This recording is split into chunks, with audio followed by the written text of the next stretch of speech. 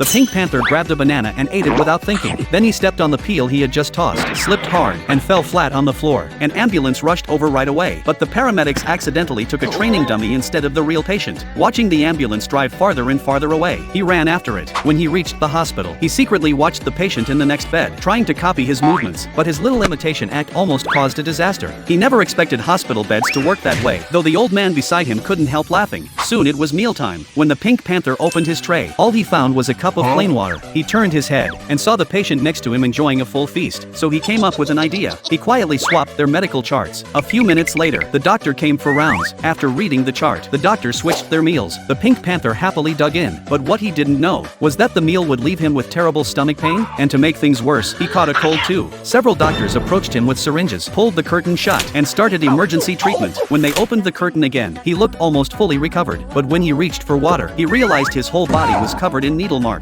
Not long after, a nurse came back to check his temperature and blood pressure, but she took a phone call mid-procedure and completely forgot about him. The air bladder kept inflating non-stop, and the Pink Panther floated away.